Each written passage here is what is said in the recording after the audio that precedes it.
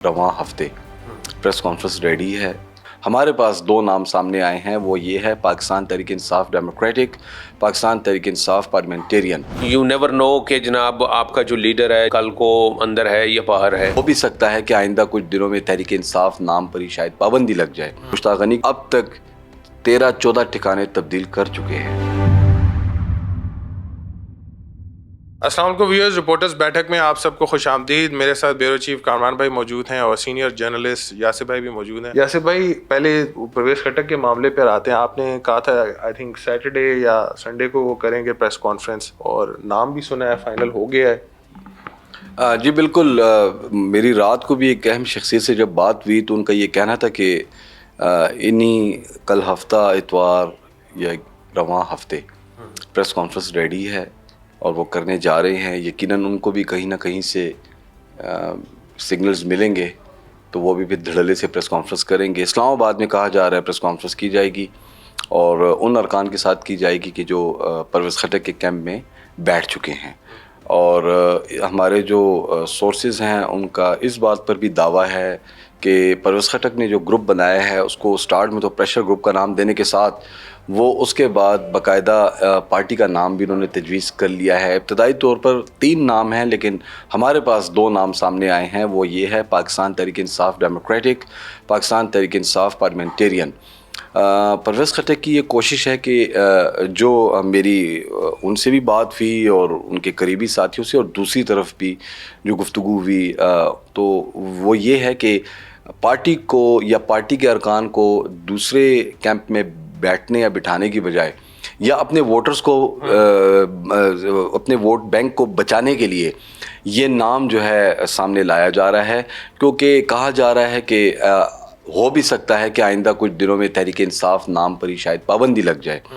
तो उस मामलात उन हालात से बचने के लिए अब ये बैकअप पे नाम सोचे जा रहे हैं। इस वक्त परवेज़ खटक जो हैं उनकी ये कोशिश है बकौल उनके कि पीटीआई को जो वोट बैंक है वो टूटने ना पाए, उनको इसी तरह बरकरार रखने के लिए अब पाकिस्तान तहरीक इंसाफ का दूसरा नाम सामने लाया जा रहा है। बजाय 2 नाम तो हमारे पास हैं, सुनो न्यूज़ के पास हैं, अब एक नाम और भी है वो हमारे सामने नहीं आया और बाकायदा इस पर मुशावरत जारी है। बहुत जल्द इस नाम की भी अनाउंसमेंट की जाएगी। इलेक्शन कमीशन में भी बाकायदा इसके लिए एप्लीकेशन दी जाएगी नाम के रजिस्ट्रेशन के लिए। दूसरी जानिब आप ये भी देख लें कि तहरीक इंसाफ ने भी इंतखाबात की तैयारी के लिए इलेक्शन कमीशन को बल्ले के निशान के लिए एप्लीकेशन दे दी है। तो बैक फुट पर तो तहरीक इंसाफ जो रियल तहरीक इंसाफ है वो भी अपना काम जारी रखे हुए है। ये सूरत हाल है। Very interesting.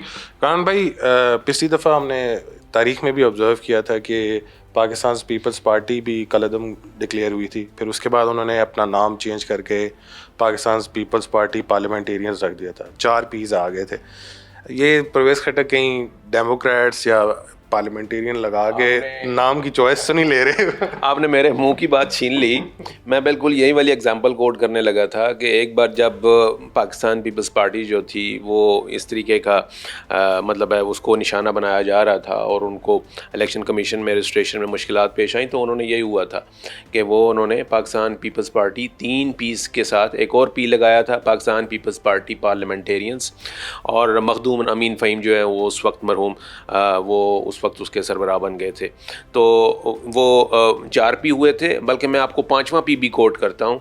जब मखदूम सैयद फैसल सालेह हयात ने एक एक्स्ट्रा एक वो फॉरवर्ड ब्लॉक बनाया रातों रात मीर ज़फ़रुल्लाह ख़ान जमाली को वोट देने के लिए, तो उस वक्त वो 5 पी जो है ना वो एक बन गए थे। एक 5 पी वाला ग्रुप भी आ गया था, पाकिस्तान पीपल्स पार्टी पार्लियामेंटेरियंस और पेट्रियाट। वो ये वाला मामला जी जो अभी चलेगा, देखें जैसे यासिर ने बताया ना कि ये है वो उसको भी कर रहे हैं। इस्तेहकाम पाकिस्तान पार्टी जो है वो भी बन चुकी है। इसके अलावा स्प्लिंटर्स ग्रुप हैं जो कि सामने जो हैं वो आ रहे हैं।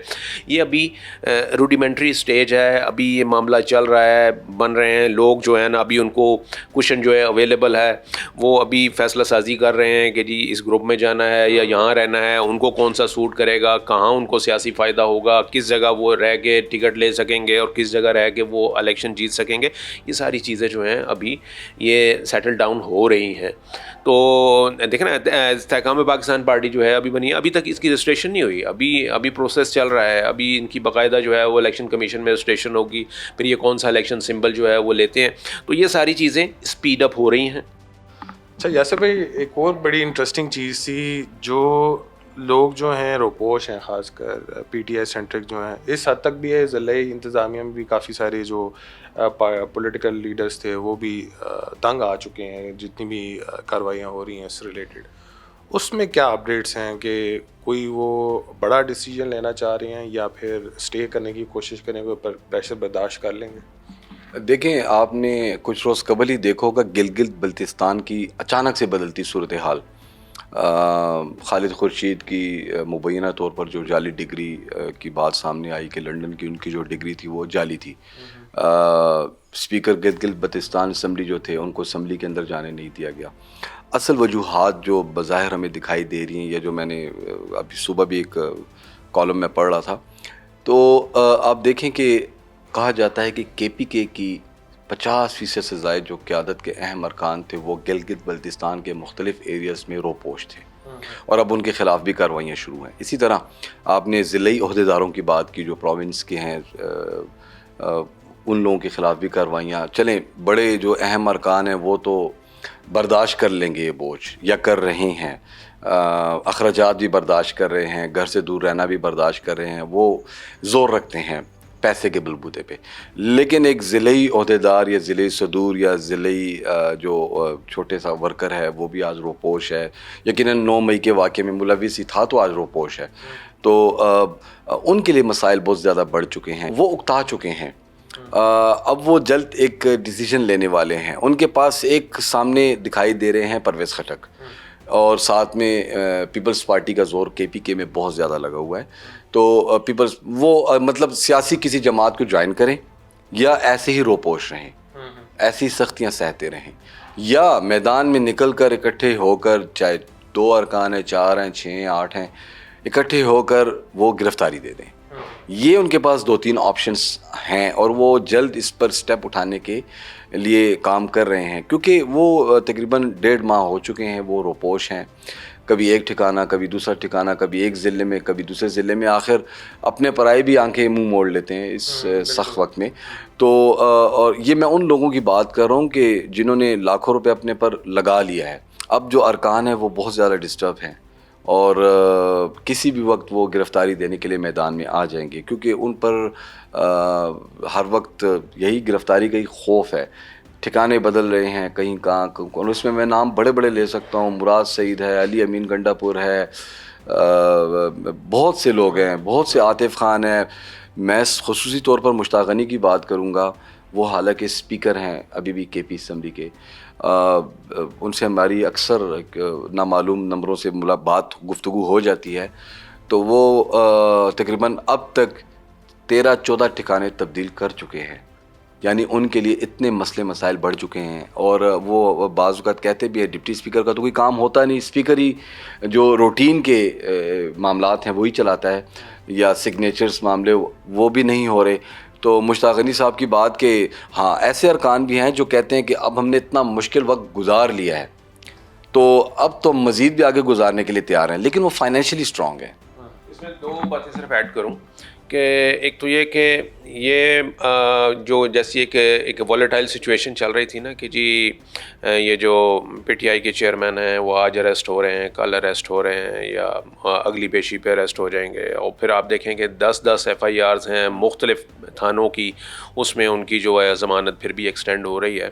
تو ایک یہ والی سچویشن جو ہے یہ بھی جو اراکین ہیں ان کی فیصلہ سازی میں ایک رکاوٹ جو ہے وہ بن رہی ہے یا ڈیلے ہو رہی ہے, کیونکہ یو نیور نو کہ جناب آپ کا جو لیڈر ہے جس کے پیچھے آپ نے نیت باندھی ہوئی ہے وہ کل کو اندر ہے یا باہر ہے.